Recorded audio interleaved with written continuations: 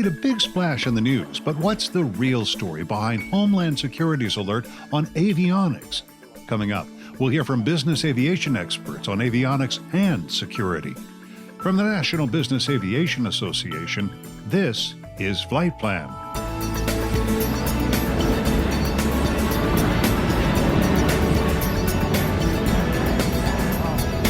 I'm Pete Combs with your trusted source for business aviation news.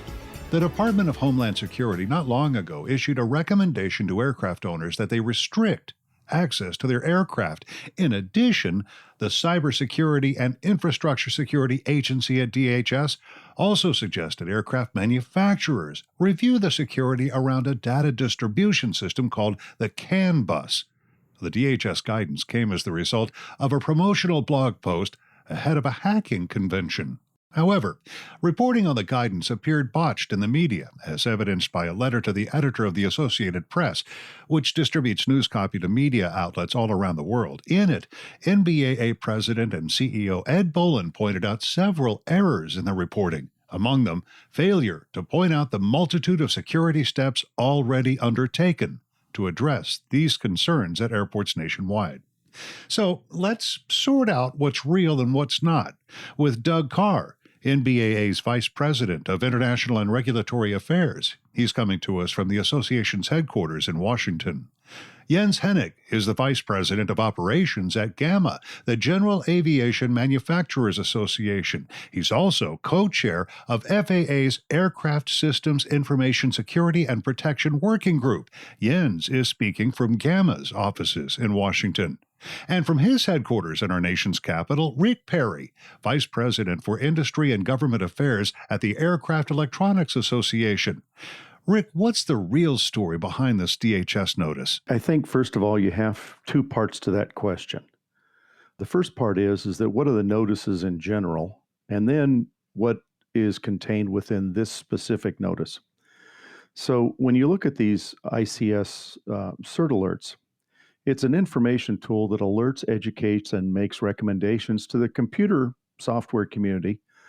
Just as for us in aviation, a SAIB, a Special Airworthiness Information Bulletin, issued by the FAA, is an information tool, talks about alerts, education, and makes recommendations to the aviation community. It's a valuable tool and one that should be taken seriously. However, we should not fall prey to the hackers by discussing too many details about why and how their hypothesis is flawed.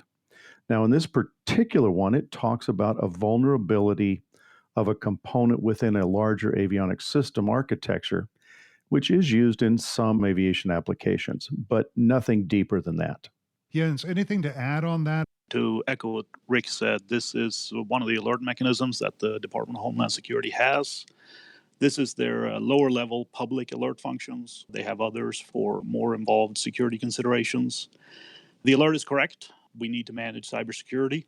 It also very correctly provides guidance that we have a layered approach to security in aviation. This component is embedded into certain avionics systems. That means that the scenario that is being discussed is not necessarily a real world scenario. You can do it in a lab scenario, but it's very hard to replicate in the aviation environment.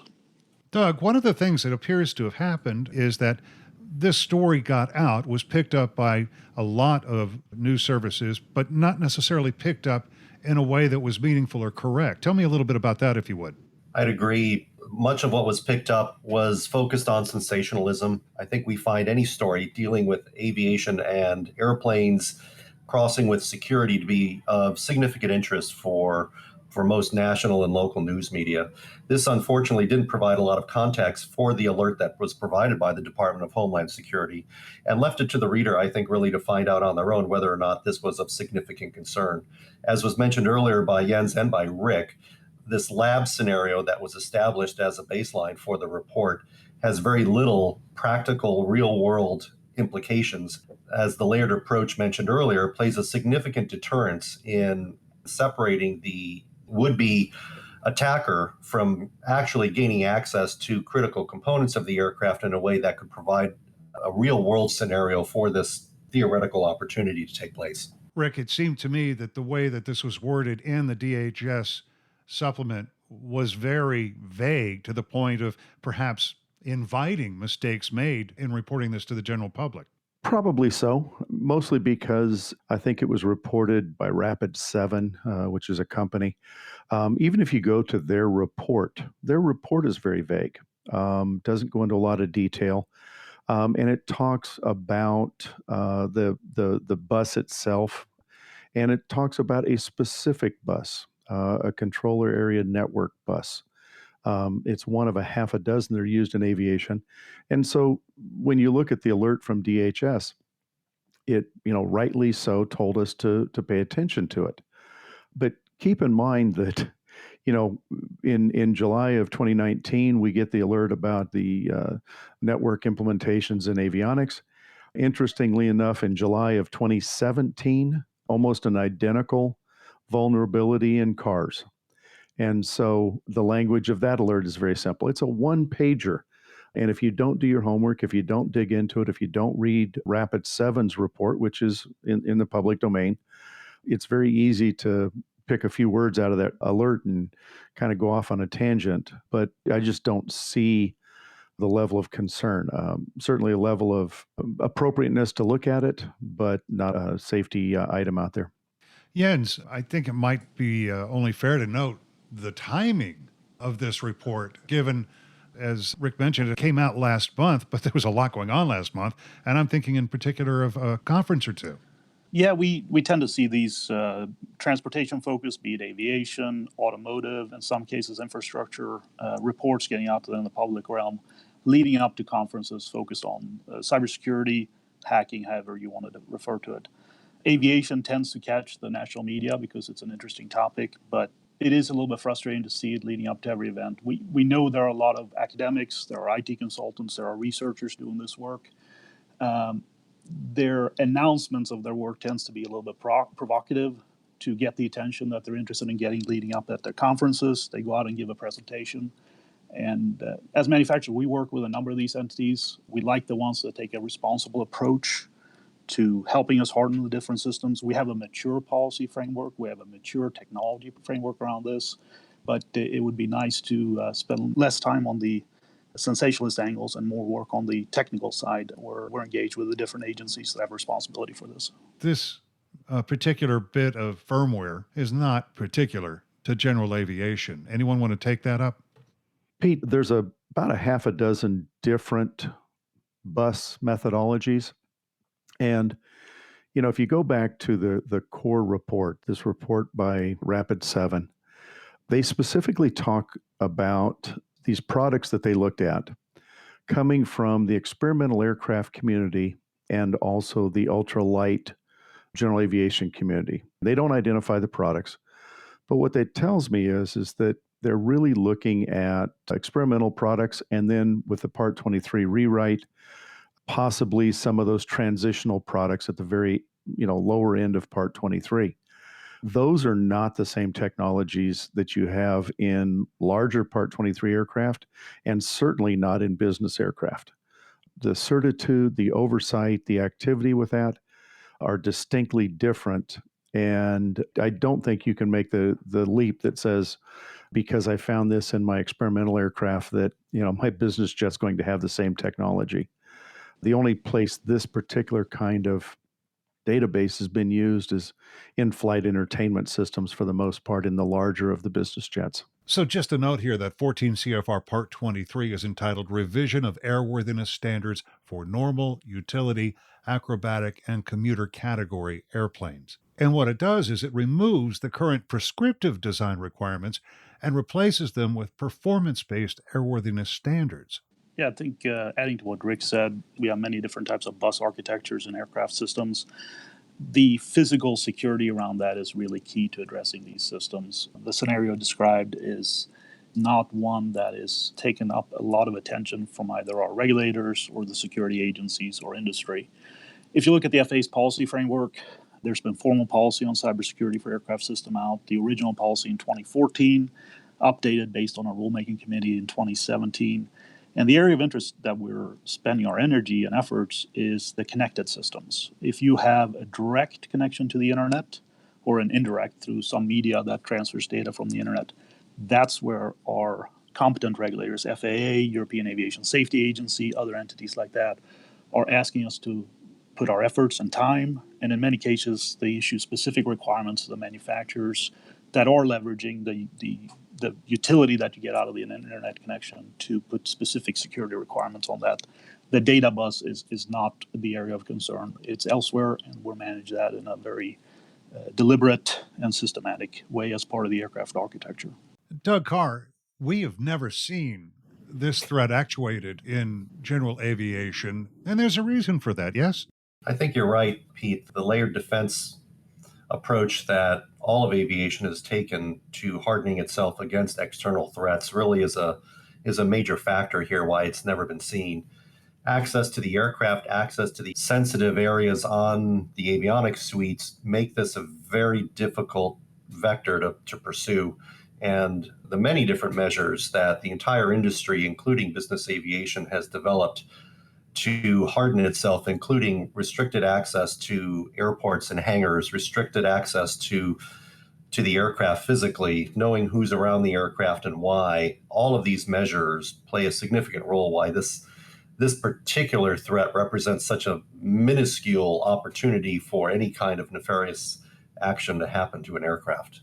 Well, in fact, the TSA has done several audits regarding GA, and as far as I'm aware, they have not found GA to be any kind of a security threat at this point. For this kind of activity, I would agree, Pete. There are other kinds of activities that TSA does focus on for general aviation, but when it comes to avionics, installing malware on the aircraft, other types of more cyber-related threats to general aviation and business aviation aircraft, this is one that we likely are able to put very easily at the bottom of the list.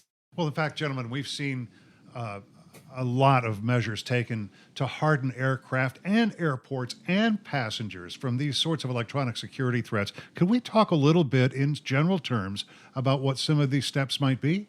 Yeah, let me take a first stab at that, Pete. The most important thing that I think our operators should know about is if your aircraft has connectivity capability, you very likely have also received instructions as part of your maintenance manual or other procedure document to ensure that those security features that we have built into the aircraft, and this is something that's been done for about the past decade on specific aircraft. If you have one of these requirements, ensure that you're adhering to it. The repair station community, they have to follow these procedures, and that ensures that the aircraft is not only secure when it leaves the manufacturer, but that security as part of basically the continued airworthiness function of the aircraft is maintained long term. And if we see any changes being made, that instruction for continued airworthiness or other procedure manual are updated as part of the requirements that the FAA or EASA has placed on the OEM, and then that gets flowed out to the operator and its maintainer. If you're an air carrier, so our 135 community, you may want to specifically look at Advisory Circular 119-1 that provides good information about how to work with an aircraft that have security features that are there to harden the aircraft against these types of threats. Doug, could we talk a little bit about some of the security precautions? Let's remind ourselves what's already in place here. Certainly, there's been a whole host of measures that the industry has voluntarily adopted, including things like airport watch programs, hardened ID checks conducted by the FAA that are doing regular checks of the pilot and airman database against known watch lists, other voluntary measures that include security procedures at general aviation facilities at airports and with operators themselves in terms of procedures that make access to the aircraft very, very difficult from a threat vector perspective. So when we take a look at the totality of these measures from, as Rick stated earlier, somewhat of a neighborhood watch perspective around airports to ID checks to hardening access to a variety of entry points around the airport and then making it also very difficult to even get access to the aircraft, I think we set out a very difficult pathway for anybody trying to do anything bad to an airplane because of all these measures, which then adds value across a security spectrum for other things that may happen to airplanes. I know that advancement in technology is certainly the hallmark of business aviation. Rick, things are advancing in terms of avionics, in terms of distribution of signals throughout the aircraft, and I'm sure, and perhaps you could expound on this, but I'm sure that security is top of mind Absolutely. And it's interesting because, words mean a lot here. And we talk about threat, and the alert actually doesn't talk about a threat. So I'd like to correct us on that a little bit. What it talks about is a vulnerability of our system. No different than we have notices on our PCs and laptops and even our cell phones about software vulnerabilities. Doesn't mean there's a threat. And, you're right. We're moving from, over the last 2 or 3 decades from an analog aircraft with steam gauges to arguably a flying computer. And as such, any computer can be hacked given enough access and time. And that's basically what a lot of this is talking about. We have to look at, as Jens is talking about, at the aircraft certification stage, there's a whole suite of elements that have to be addressed simply on the design and certification. And then you look at the continued airworthiness or the maintenance aspect of it and how these systems are there. And when you're talking about high reliability systems, systems that you see in large privately owned aircraft or business aircraft or even commercial aircraft, those systems have a lot of safeguards and a lot of firewalls and a lot of elements to it. And then you start getting into where the entire aircraft is managed by the computer, literally the newest generation. And again, the security that's built into those systems is night and day compared to this simple retrofit product that has generated all this angst. That's a great way of looking at this. And I want to take a moment, Rick, and appreciate that because we talk about threats on the other side of the airport fence, but we're talking about vulnerabilities in our industry. That I think your points were very well made when we talk about assessing vulnerabilities down the road. And as you say, the technology is night and day. From the Gamma point of view, Jens, what do we look at in terms of assessing vulnerabilities and taking steps to mitigate them? There are well matured industry best practices for how to do this. Historically, security was managed as a subset to our system safety analysis. But over the past dozen or so years, industry has started looking at security as something warranting specific attention when it comes to the system design. There are standards. The Part 23 rewrite that's been discussed for small airplanes includes development work under ASTM to establish an industry standard for how to approach this risk analysis. Separate work has been done by two standards groups that focus more on large aircraft, RTCA and EUROCA over in Europe. That framework has been out now for about 4 or 5 years, and that's being leveraged by manufacturers. Discrete systems, especially communications devices, also have specific security requirements built in there. So we know what we're doing here. We know how to manage the vulnerabilities, Rick's term there, but also understanding where a threat vector goes into an aircraft system. We know what's permissible, and we also know what our regulator are willing to accept with respect to how to manage those risks. Doug, is there anything that our members at NBAA need to know that we haven't quite touched upon here when it comes to analyzing threat, analyzing vulnerability, and making adjustments to the way that we do things as a result? Perhaps not only some of the work that NBAA and our Security Council has done, but many others out there as well, including Gamma, AEA, and others, include industry resources.